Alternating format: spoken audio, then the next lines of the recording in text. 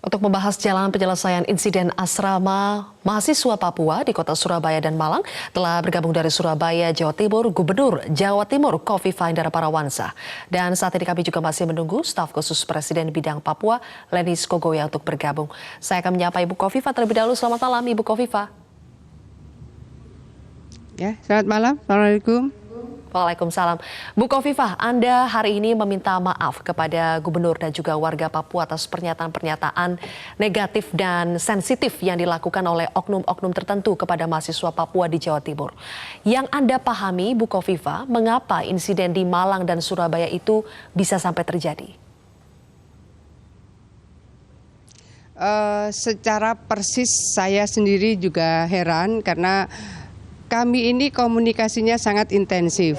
Saya ingin menyampaikan pada saat kita melakukan kampanye untuk pemilu damai di halaman Makodam, satu barisan khusus dari teman-teman mahasiswa Papua hadir. Bahkan saat itu saya izin Pak Pangdam, Pak Kapolda, saya izin bersalam dengan mereka. Saya turun. Akhirnya Pangdam, Kapolda, kami semua bersalam. Pada saat itu kemudian saya melihat teman-teman mahasiswa Papua membawa dus karena sedang ada banjir bandang di Sentani.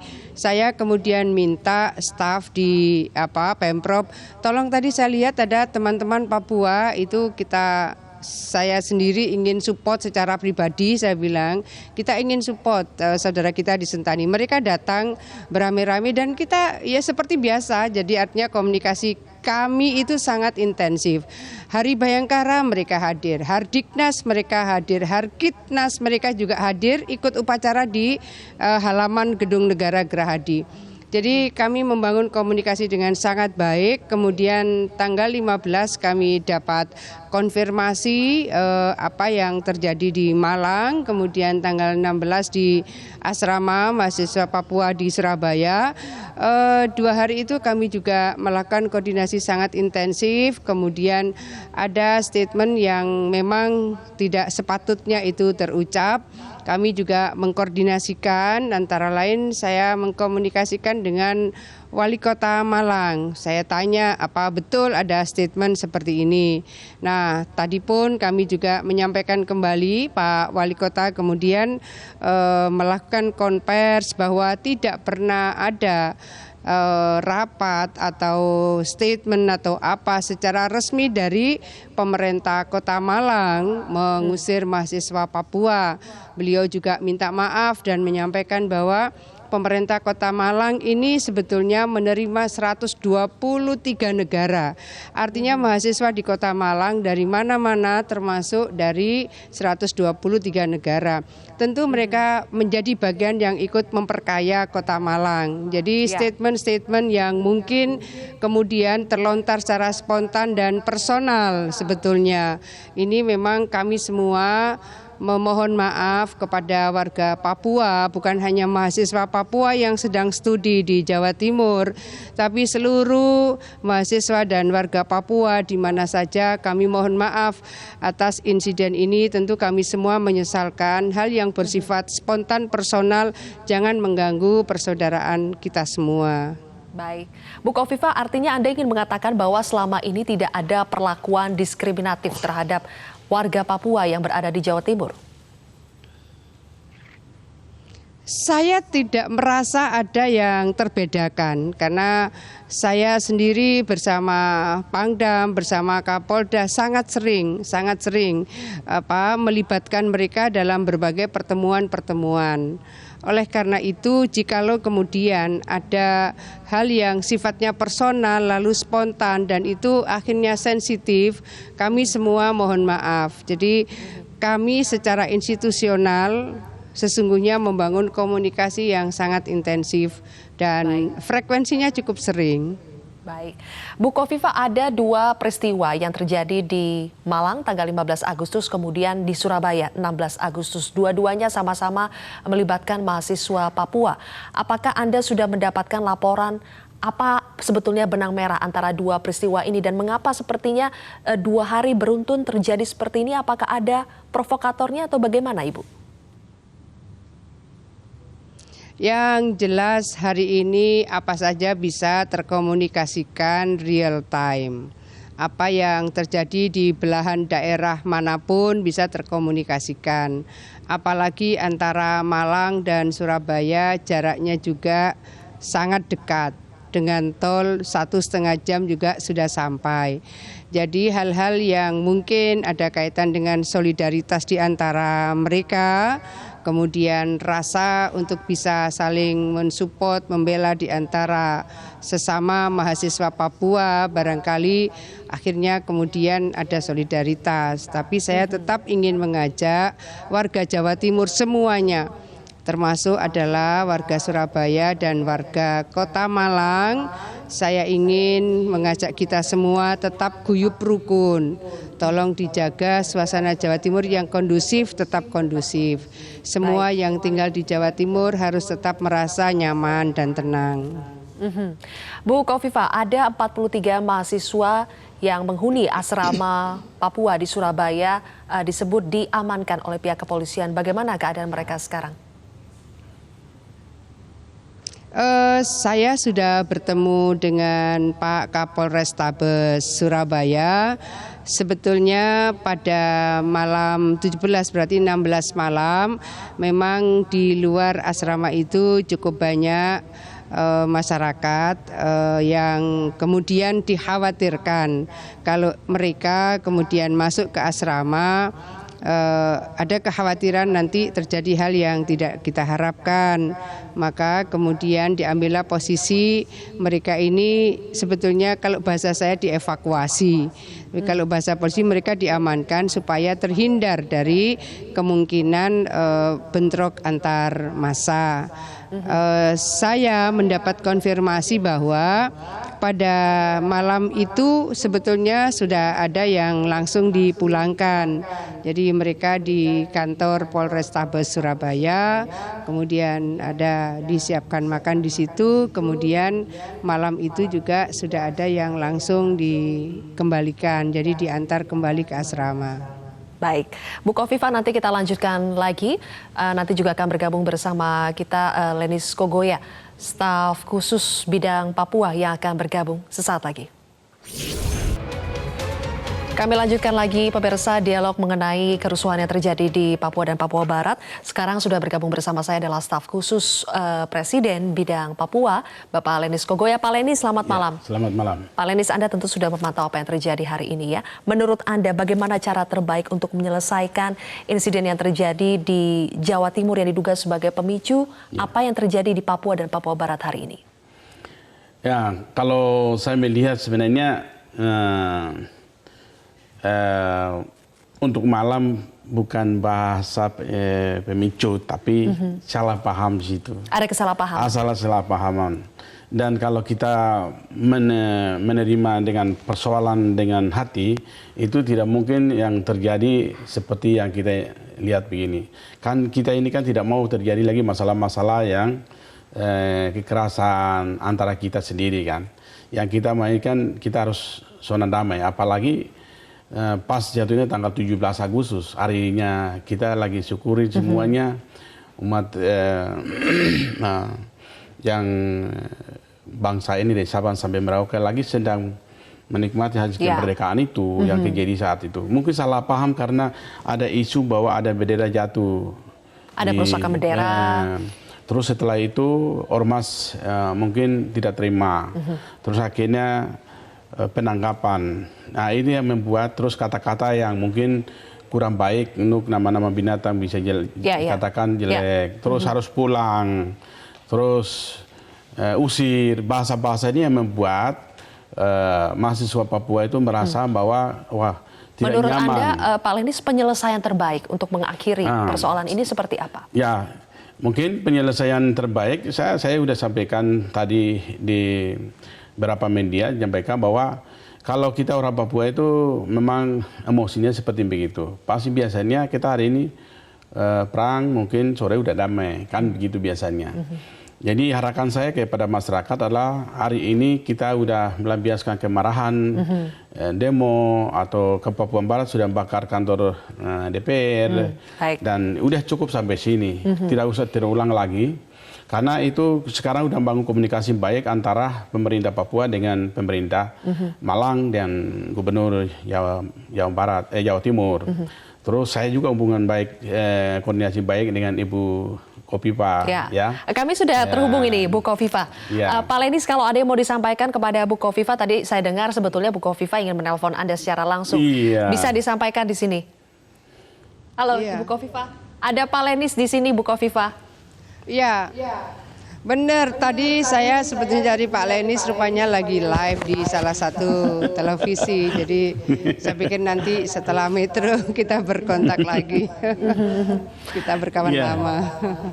Iya, saya juga Ibu rasanya pengen ketemu Ibu karena lama waktu Menteri ajak ke kampung saya di Wamena. Terus masuk ke pedalaman, terus Bapak saya meninggal. Ibu Menteri yang waktu itu jaga bapak saya, jadi saya rasa sedih kalau Ibu jauh dari.